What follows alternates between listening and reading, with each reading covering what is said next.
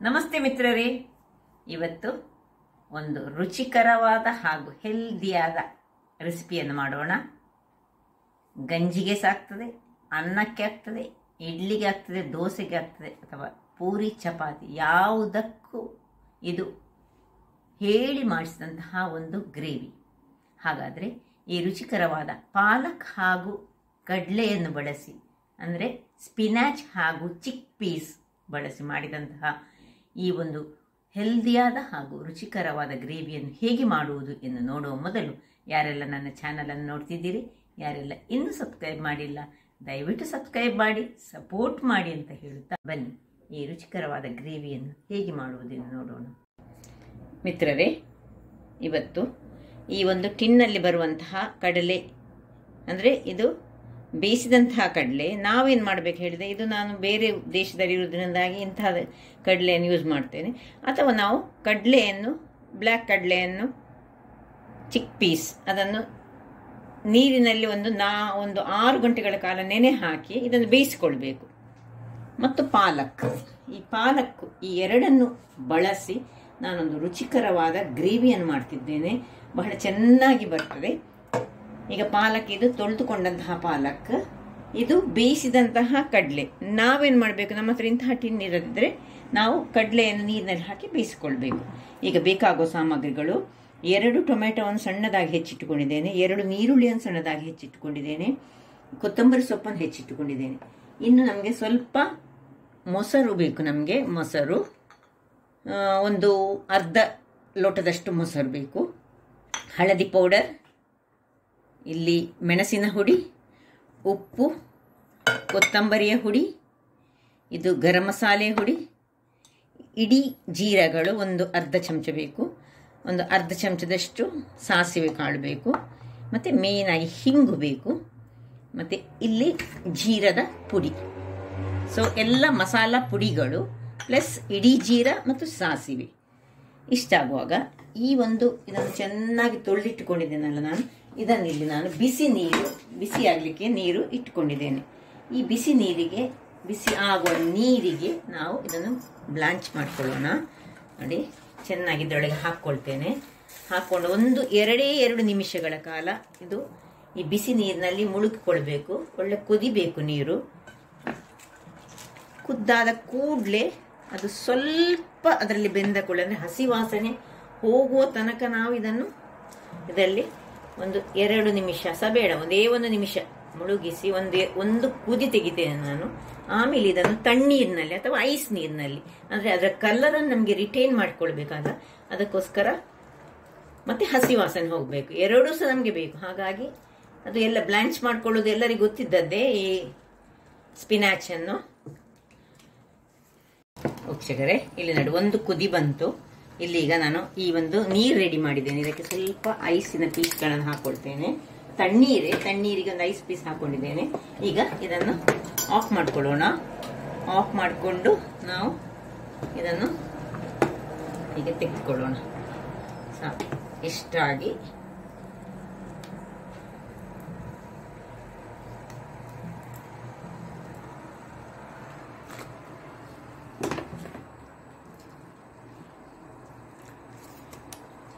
ಇದೀಗ ಚೆನ್ನಾಗಿ ತಣ್ಣಗಾಗಬೇಕು. 1 ನಿಮಿಷಗಳ ಕಾಲ ಇದರಲ್ಲಿ ಇಟ್ಕೊಳ್ಳೋಣ.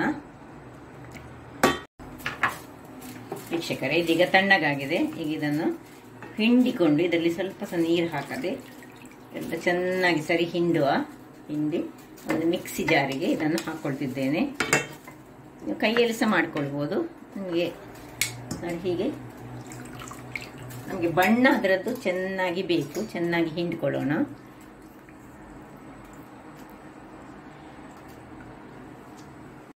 ಎಲ್ಲ ಮಿಕ್ಸಿ ಜಾರಿಗೆ ಹಾಕೊಂಡೆ ಇದನ್ನು.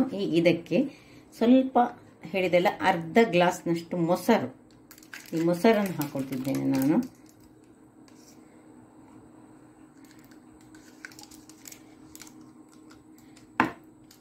ಹಾಕೊಂಡು ಇದನ್ನು ಒಂದು ಒಳ್ಳೆ ಚೆನ್ನಾದ ಪೇಸ್ಟ್ ಮಾಡಿ ತರ್ತೇನೆ. ವೀಕ್ಷಕರೇ, ಇಲ್ಲಿ ನೋಡಿ, ಒಳ್ಳೆ ಫೈನ್ ಆದ ಒಂದು ಪೇಸ್ಟ್ ರೆಡಿ ಆಯಿತು. ಕಲರ್ ನೋಡಿ ಎಷ್ಟು ಏನು ಚೆನ್ನಾಗಿ ಉಂಟು. ಈಗ ಇದನ್ನು ಪಕ್ಕಕ್ಕೆ ಇಟ್ಕೊಳ್ಳೋಣ. ಇಲ್ಲಿ ಒಂದು ದೊಡ್ಡ ಬಾಣಲೆಯನ್ನು ನಾನು ಇಟ್ಕೊಂಡಿದ್ದೇನೆ. ಬಾಣಲೆ ಬಿಸಿ ಆಗುವಾಗ ಇದಕ್ಕೆ ಒಂದು 2-3 ಚಮಚಗಳಷ್ಟು ಎಣ್ಣೆಯನ್ನು, ಯಾವುದೇ ಎಣ್ಣೆ ನಿಮಗೆ ಯಾವ ಎಣ್ಣೆ ಬೇಕು ಆ ಎಣ್ಣೆಯನ್ನು ಹಾಕ್ಕೊಳ್ಳಿ. ಮತ್ತು ಅದರೊಟ್ಟಿಗೆ ಇನ್ನು ಸ್ವಲ್ಪ ತುಪ್ಪ ಅಥವಾ ತುಪ್ಪದಲ್ಲಿ ಸಹ ಮಾಡ್ಕೊಳ್ಬೋದು. ನೋಡಿ, 1 ಚಮಚದಷ್ಟು ನಾನು ತುಪ್ಪವನ್ನು ಸಹ ಹಾಕ್ಕೊಳ್ತಿದ್ದೇನೆ. ನೋಡಿ, ತುಪ್ಪ ಮತ್ತು ಎಣ್ಣೆಯ ಮಿಶ್ರಣದಿಂದ ಮಾಡ್ಕೊಳ್ತಿದ್ದೇನೆ ನಾನೀಗ. ಸ್ವಲ್ಪ ಅದು ಬಿಸಿ ಆಗುವಾಗ ಒಂದು ಅರ್ಧ ಸ್ಪೂನ್ನಷ್ಟು ಸಾಸಿವೆ,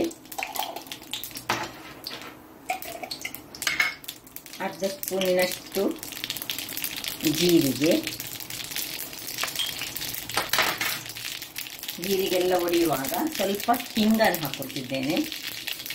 ಇಲ್ಲಿ ಕೊತ್ತಂಬರಿ ಸೊಪ್ಪು ಸಹ ಯೂಸ್ ಮಾಡ್ಬೋದು ಅಥವಾ ನಮ್ಮದು ಕರಿಬೇವಿನ ಸೊಪ್ಪನ್ನು ಸಹ ಯೂಸ್ ಮಾಡ್ಬೋದು. ಹಿಂಗು ಬೇಕು, ಯಾಕೆಂದ್ರೆ ನಾವು ಕಡಲೆಯನ್ನು ಮಾಡ್ತಿದ್ದೇವಲ್ಲ. ಸೊ ಒಂದು ಅರ್ಧ ಚಮಚದಷ್ಟು ಹಿಂಗು ಹಾಕೊಳ್ಳೋಣ. ಹಿಂಗೆ ಹಾಕ್ಕೊಂಡು ಅದು ಎಲ್ಲ ಸಾಸಿವೆ ಒಡೆಯುವಾಗ ಈ 2 ನೀರುಳ್ಳಿ, ಫುಲ್ಲು 2 ನೀರುಳ್ಳಿ ಬೇಕು ನಮಗೆ. 2 ನೀರುಳ್ಳಿಯನ್ನು ಚೆನ್ನಾಗಿ ನಾವು ಈಗ ಇದರಲ್ಲಿ ಫ್ರೈ ಮಾಡ್ಕೊಳ್ಳೋಣ. ಈ ಒಂದು ನೀರುಳ್ಳಿ ಒಳ್ಳೆ ಇದರಲ್ಲಿ ಸ್ವಲ್ಪ ಬಣ್ಣ ಬದಲಾಯಿಸಬೇಕು. ಅಂದರೆ ಫುಲ್ಲು ಗೋಲ್ಡನ್ ಬ್ರೌನ್ ಆಗೋದು ಬೇಡ, ಸ್ವಲ್ಪ ಇಷ್ಟ ಆಗುವಾಗ ಈ ಸಣ್ಣದಾಗಿ ಹೆಚ್ಚಿಟ್ಟಂತಹ 2 ಟೊಮೆಟೊವನ್ನು ಹಾಕೊಳ್ಳೋಣ. ಇಲ್ಲಿ ಸ್ವಲ್ಪ ಟೊಮೆಟೊ ಹಾಕಿ ಸ್ವಲ್ಪ ಇದನ್ನು ಫ್ರೈ ಮಾಡುವಾಗ ನಾವು ಸ್ವಲ್ಪ ಉಪ್ಪನ್ನು ಹಾಕೊಳ್ಳೋಣ. ಯಾಕೆ ಹೇಳಿದರೆ ಸ್ವಲ್ಪ ಹಾಕೊಂಡ್ರೆ ಸಾಕು, ಮತ್ತೆ ಬೇಕಿದ್ರೆ ನಾವು ಸೇರಿಸ್ಕೊಳ್ಬೋದು. ನಮ್ಮ ಟಿನ್ನಿನ ಇದರಲ್ಲಿ ಸಹ ಸ್ವಲ್ಪ ಉಪ್ಪು ಇರ್ತದೆ, ಕಡಲೆಯಲ್ಲಿ ಉಪ್ಪು ಇರ್ತದೆ. ಹೀಗೆ ಒಳ್ಳೆ ಫ್ರೈ ಆಗಬೇಕಿದು. ಇಷ್ಟು ಕಡೆ ನೋಡಿ, ಇಷ್ಟು ಟೊಮ್ಯಾಟೊದ ಕಲರ್ ಚೇಂಜ್ ಆಗ್ತಾ ಬರುವಾಗ ಇಲ್ಲಿ ನಾವು ಸ್ವಲ್ಪ ಹಳದಿ ಹುಡಿಯನ್ನು ಹಾಕೊಳ್ಳೋಣ. ಒಂದು 1/4 ಚಮಚದಷ್ಟು ಹಳದಿಯ ಹುಡಿ,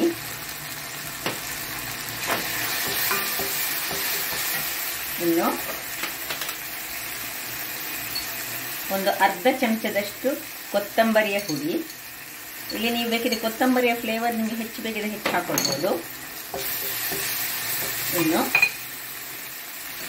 ಒಂದು 1/4 ಚಮಚದಷ್ಟು ಗರಂ ಮಸಾಲೆಯ ಪುಡಿ. ಗರಂ ಮಸಾಲೆ ಹೆಚ್ಚು ಹಾಕ್ಲಿಕ್ಕೆ ಹೋಗಬೇಡಿ, ತುಂಬ ಗರಂ ಮಸಾಲೆ ಆಗ್ತದೆ. ಮತ್ತು ಕೊತ್ತಂಬರಿಯ ಪುಡಿ ಮಾತ್ರ ಸ್ವಲ್ಪ 1 ಚಮಚದಷ್ಟು ಹಾಕೊಳ್ಳಿ. ಜೀರಿಗೆ ನಾವು ಮೊದಲೇ ಸ್ವಲ್ಪ ಹಾಕೊಂಡಿದ್ದೇವೆ, ಅದಕ್ಕೆ ಜೀರಿಗೆ ಅರ್ಧ ಚಮಚದಷ್ಟು ಮಾತ್ರ ನಾನು ಹಾಕೊಂಡದ್ದು. ಚೆನ್ನಾಗಿ ಸ್ವಲ್ಪ ಫ್ಲೇಮನ್ನು ಸಣ್ಣದು ಮಾಡಿಟ್ಕೊಳ್ಳೋಣ. ನೋಡಿ, ಸೈಡ್ಸಲ್ಲೆಲ್ಲ ಎಣ್ಣೆ ಬಿಡ್ತಾ ಬರುವಾಗ ಸ್ವಲ್ಪ ಕೊತ್ತಂಬರಿ ಸೊಪ್ಪಿನ ದಂಟಿದ್ರೆ ಹಾಕೊಳ್ಳಿ. ದಂಟು ಸಹ, ಕರಿಬೇವು ಸೊಪ್ಪು ಸಹ ಹಾಕೊಳ್ಬೋದು ಅಗತ್ಯ ಬೇಕಿದ್ದರೆ. ಆರೋಗ್ಯಕ್ಕೆ ಉತ್ತಮ ಅಲ್ಲ, ಇಲ್ಲಿ ಕರಿಬೇವು ಸೊಪ್ಪು ಸಹ ಹಾಕೊಂಡ್ರೆ ಒಳ್ಳೆಯದು. ಇನ್ನು ಖಾರದ ಪುಡಿ ಅಂದರೆ ಮೆಣಸಿನ ಪುಡಿ, ನಿಮಗೆ ಎಷ್ಟು ಮೆಣಸಿನ ಪುಡಿ ಬೇಕು. ನಾನು 1.5 ಚಮಚದಷ್ಟು ಹಾಕೊಳ್ತಿದ್ದೇನೆ. ನಿಮಗೆ ತುಂಬ ಖಾರ ಬೇಕಿದ್ದರೆ ಸ್ವಲ್ಪ ಹೆಚ್ಚು ಖಾರ ಹಾಕೊಳ್ಬೋದು. ಅಥವಾ ನಿಮಗೆ ಇದೆಲ್ಲ ಯಾವುದು ಬೇಕಂದ್ರೆ ನಮ್ಮ ಹತ್ರ ಸಾರಿನ ಪುಡಿ ಇದ್ದರೆ ಯಾವುದೇ ಈ ಕೊತ್ತಂಬರಿ ಪುಡಿ ಅಥವಾ ಆ ಪುಡಿ ಈ ಪುಡಿ ಯಾವುದು ಹಾಕೊಳ್ಬೇಕಂತಿಲ್ಲ. ನನ್ನ ಹತ್ರ ಆ್ಯಕ್ಚುಲಿ ಸಾರಿನ ಪುಡಿ ಉಂಟು, ನಾನು ಹೆಚ್ಚಾಗಿ ಸಾರಿನ ಪುಡಿಯನ್ನೇ ಯೂಸ್ ಮಾಡೋದು. ಸಾರಿನ ಪುಡಿ ಹಾಕಿದರೆ 1.5 ಚಮಚದಷ್ಟು ಸಾರಿನ ಪುಡಿ ಹಾಕಿದರೆ ಸಾಕಾಗ್ತದೆ. ನೋಡಿ, ಇಲ್ಲೇ ಸೈಡ್ಸಲ್ಲೆಲ್ಲ ಈಗ ಎಣ್ಣೆ ಬಿಡ್ತಾ ಬರುವಾಗ ಎಲ್ಲ ಮಸಾಲೆ ಇದರಲ್ಲಿ ಒಳ್ಳೆ ಫ್ರೈ ಆಗಬೇಕು. ಮಸಾಲೆ ಫ್ರೈ ಆಗುವಾಗ ಈ ನಾವು ಏನು ಪೇಸ್ಟ್ ಮಾಡಿಟ್ಕೊಂಡಿದ್ದೇವೆ ನೋಡಿ, ಅದನ್ನು ಇದರಲ್ಲಿ ಹಾಕೊಳ್ಳೋಣ. ನೋಡಿ, ಸ್ವಲ್ಪ ಎಲ್ಲವನ್ನು ಹಾಕೊಂಡು ಸ್ವಲ್ಪ ಇದಕ್ಕೆ ನೀರನ್ನು ಸ್ವಲ್ಪ ಸೇರಿಸ್ಕೊಳ್ತೇನೆ.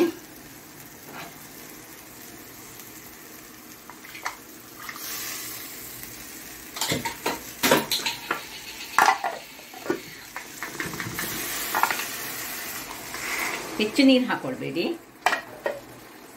ಸ್ವಲ್ಪ ನೀರನ್ನು ಹಾಕ್ಕೊಂಡು ಇದನ್ನು ಚೆನ್ನಾಗಿ ಹೀಗೆ ಇದರದ್ದು ಆಲ್ರೆಡಿ ಹಸಿ ವಾಸನೆ ಹೋಗಲಿಕ್ಕೆ ನಾವು ಬ್ಲಾಂಚ್ ಮಾಡ್ಕೊಂಡಿದ್ದೇವೆ. ಇದನ್ನು ಚೆನ್ನಾಗಿ ಹೀಗೆ ಒಳ್ಳೆ ತಿರುಗಿಸಿಕೊಂಡು ಇನ್ನು ಮುಚ್ಚಳವನ್ನು ಮುಚ್ಚಿ 1-2 ನಿಮಿಷಗಳ ಕಾಲ ಸಣ್ಣ ಉರಿಯಲ್ಲಿ ಇದನ್ನು ಕುದಿಸಿಕೊಳ್ಳೋಣ. ಇಲ್ಲಿ ಕುದಿತಾ ಇರಲಿ. ಅಷ್ಟೊತ್ತಿಗೆ ನಾವು ಇಲ್ಲಿ ಈ ಒಂದು ಬೇಯಿಸಿದಂತಹ ಕಡಲೆ, ಇದು ಬೇಯಿಸಿದ್ದು ನಾವು ಇಲ್ಲದಿದ್ರೆ ಬೇಯಿಸಿ ಕುಕ್ಕರಲ್ಲಿ ಒಂದು 5-6 ವಿಸಿಲ್ಗಳ ಕಾಲ ಬೇಯಿಸಿಟ್ಕೊಳ್ಬೇಕು. ಇದನ್ನು ಓಪನ್ ಮಾಡಿ ನಾನು ಈ ನೀರಿನಲ್ಲಿ ಹಾಕೊಳ್ತೇನೆ. ಇದನ್ನು ನೋಡಿ, ಹೀಗೆ ಇದು ಬೇಯಿಸಿದ ಕಡಲೆ ಈ ರೀತಿಯಲ್ಲಿ ಟಿನ್ನಲ್ಲಿ ಬರುವಂತಹದ್ದು.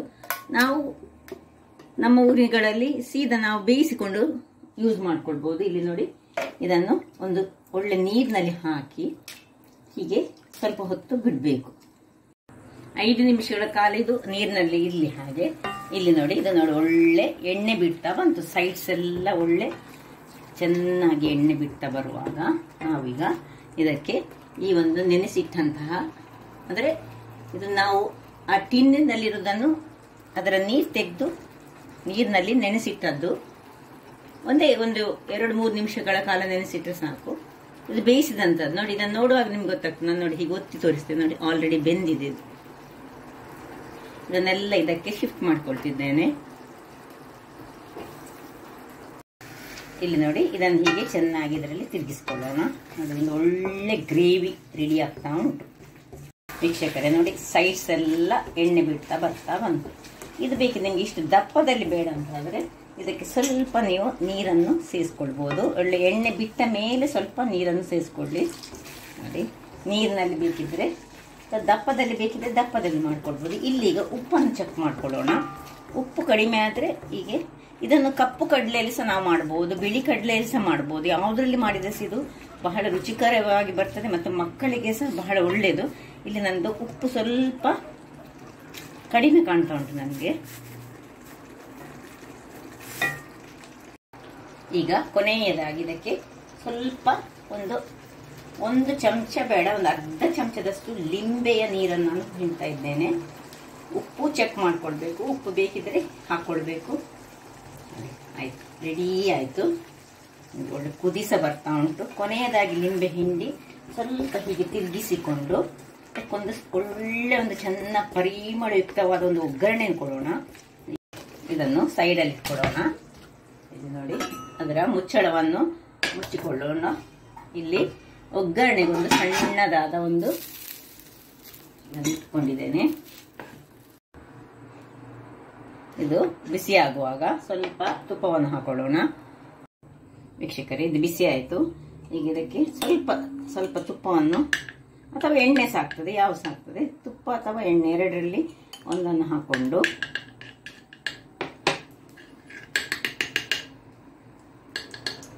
ಸಿಂಪಲ್ ಆದ ಒಂದು ಒಗ್ಗರಣೆ ಕೊಡ್ತಿದ್ದೇನೆ ನಾನು. ನೋಡಿ, ಈ ಸಣ್ಣದಾಗಿ ಹೆಚ್ಚಿಟ್ಟಂತಹ ಆನಿಯನ್ ಇಲ್ಲಿ ಹಾಕೊಳ್ಳೋಣ. ಇನ್ನು ಕರಿಬೇವಿನ ಸೊಪ್ಪು ಕೈಯಲ್ಲಿಯೇ ಹೀಗೆ ಅಥವಾ ಕತ್ತರಿಯಲ್ಲಿ ಸಣ್ಣದಾಗಿ ಚೂರು ಮಾಡಿಕೊಂಡು ಹಾಕೊಳ್ಳೋಣ. ಸ್ವಲ್ಪ ಹೆಚ್ಚು ಕರಿಬೇವಿನ ಸೊಪ್ಪು ಹಾಕೊಳ್ಳಿ. ಯಾಕೆ ಹೇಳಿದರೆ ನಾವು ಮೊದಲಿಗೆ ಏನು ಕರಿಬೇವಿನ ಸೊಪ್ಪು ಯೂಸ್ ಮಾಡ್ಕೊಳ್ಳಿಲ್ಲ. ಇಲ್ಲಿ ಈಗ ಕರಿಬೇವಿನ ಸೊಪ್ಪು ಆ ತುಪ್ಪದೊಟ್ಟಿಗೆ ಸೇರಿ ಆ ಕರಿಬೇವಿನ ಎಣ್ಣೆಯ ಒಂದು ಸ್ಮೆಲ್ ಅನ್ನು ಸಹ ಕೊಡ್ತದೆ ಮತ್ತು ಆರೋಗ್ಯಕ್ಕೆ ಸಹ ಅದು ಬಹಳ ಉತ್ತಮ. ಈಗ ಇದನ್ನು ಸ್ವಲ್ಪ ಒಳ್ಳೆ ಬ್ರೌನ್ ಕಲರ್ ಬರುವ ಗೋಲ್ಡನ್ ಬ್ರೌನ್ ತನಕ ಫ್ರೈ ಮಾಡ್ಕೊಳ್ಳೋಣ. ಇಷ್ಟು ಆನಿಯನ್ ಬ್ರೌನ್ ಆಗುವಾಗ ಇಲ್ಲಿ 2 ತರದ ಆನಿಯನ್ಗಳು ದೊರಕ್ತದೆ. ಒಂದು ಬಿಳಿ ಆನಿಯನ್, ಇದೀಗ ಪರ್ಪಲ್ ಆನಿಯನ್. ನಾನು ಇದಕ್ಕೆ ಒಗ್ಗರಣೆಗೆ ಪರ್ಪಲ್ ಆನಿಯನ್ ಅನ್ನು ಯೂಸ್ ಮಾಡಿದ್ದೇನೆ. ಇಲ್ಲಿ ಸ್ವಲ್ಪ ಕೊತ್ತಂಬರಿ ಸೊಪ್ಪನ್ನು ಹಾಕೊಳ್ಳೋಣ. ಕೊನೆಯದಾಗಿ ಕೊತ್ತಂಬರಿ ಸೊಪ್ಪು ಇಲ್ಲಿ ಸಹ ಹಾಕೊಳ್ಬೋದು ಅಥವಾ ಖಾಲಿ ಈ ಪದಾರ್ಥದ ಮೇಲೆ ಹಾಕೊಳ್ಬೋದು. ಸಾಕು, ಇದನ್ನು ಆಫ್ ಮಾಡ್ಕೊಳ್ತಿದ್ದೇನೆ. ಯಾಕಂದರೆ ಇದರ ಸ್ವಲ್ಪ ಬಿಸಿಯಲ್ಲಿಯೇ ಇದು ಸ್ವಲ್ಪ ಫ್ರೈ ಆಗಬೇಕು. ಈ ರೀತಿ ಫ್ರೈ ಆದರೆ ಸಾಕು. ಇದೊಂದು ಒಳ್ಳೆ ಪರಿಮಳವನ್ನು ಕೊಡ್ತದೆ. ಇನ್ನು ಇದಕ್ಕೆ ಶಿಫ್ಟ್ ಮಾಡಿಕೊಳ್ಳೋದು, ನಮ್ಮ ಪದಾರ್ಥಕ್ಕೆ ಇದನ್ನು ಶಿಫ್ಟ್ ಮಾಡಿಕೊಳ್ಳೋಣ.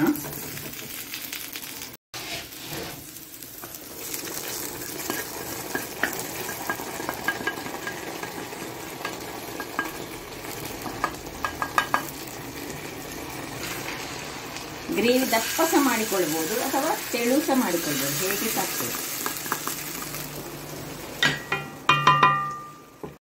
ವೀಕ್ಷಕರೇ, ಈಗ ಸರ್ವಿಂಗ್ ಟೈಮ್ ನೋಡಿ ಹೀಗೆ ಬಂದಿದೆ. ಚಪಾತಿಯೊಟ್ಟಿಗೆ ಬಹಳ ರುಚಿಕರವಾಗಿ ಆಗ್ತದೆ, ವೆರಿ ಹೆಲ್ದಿ ಆಲ್ಸೋ. ಇದರ ಮೇಲೆ ಬೇಕಿದ್ರೆ ನಿಮಗೆ ಸ್ವಲ್ಪ ಕ್ರೀಮನ್ನು ಹಾಕೊಂಡು ಸಹ ನಾವು ಇದನ್ನು ಬಳಸಿಕೊಳ್ಬೋದು. ನೋಡಿ ಹೀಗೆ ಬಂದಿದೆ ನೋಡಿ, ಕಲರ್ ಸಹ ಹಾಗೆ ರಿಟೇನ್ ಆಗಿ ಉಂಟು. ಪಾಲಕ್ ಉಂಟು, ಅದರೊಟ್ಟಿಗೆ ಪ್ರೋಟೀನಿಗೆ ನಮ್ಮದು ಒಳ್ಳೆ ಗ್ರೀನ್ ಇದು ಚಿಕ್ಪೀಸ್ ಅಂದರೆ ಕಡಲೆ ಉಂಟು. ಅದರ ಮೇಲೆ ಸ್ವಲ್ಪ ನಾವು ಕ್ರೀಮನ್ನು ಸ್ವಲ್ಪ ಹಾಕೊಂಡು ನಾವು ಇದನ್ನು ಬಳಸ್ಕೊಳ್ಬೋದು. ಅದು ನಿಮ್ಮ ಇಷ್ಟ. ಹಾಗಾದರೆ ನೋಡಿದ್ರಲ್ಲ ವೀಕ್ಷಕರೇ, ಒಂದು ಸುಲಭ ವಿಧಾನದಿಂದ ಒಂದು ರುಚಿಕರವಾದ ಗ್ರೇವಿ. ಇದನ್ನು ಅನ್ನದೊಟ್ಟಿಗೆ ಸಹ ತಿನ್ಬೋದು, ಚಪಾತಿಯೊಟ್ಟಿಗೆ ತಿನ್ಬೋದು, ಪೂರಿಯೊಟ್ಟಿಗೆ ತಿನ್ಬೋದು, ಅಥವಾ ನಾವು ಯಾವುದೇ ಹೀಗೆ ಇದನ್ನು ಸ್ವಲ್ಪ ಬೌಲಲ್ಲಿ ಹಾಕೊಂಡು ರುಚಿಕರವಾಗಿ ತಿಂದರೆ ಸಹ ಬಹಳ ಉತ್ತಮ. ಹಾಗಿರುವಾಗ ನನ್ನ ಈ ಕುಕಿಂಗ್ ಚಾನಲ್ ನಿಮಗೆ ಇಷ್ಟ ಆದರೆ ಬೋಳೂರು ಸುವರ್ಣ ಚಾನಲನ್ನು ಲೈಕ್ ಮಾಡಿ, ಶೇರ್ ಮಾಡಿ, ಹಾಗೂ ಸಬ್ಸ್ಕ್ರೈಬ್ ಮಾಡಿ, ಹಾಗೂ ನನ್ನ ಇನ್ಸ್ಟಾಗ್ರಾಮ್ ಪೇಜನ್ನು ಫಾಲೋ ಮಾಡಿ. ಧನ್ಯವಾದಗಳು.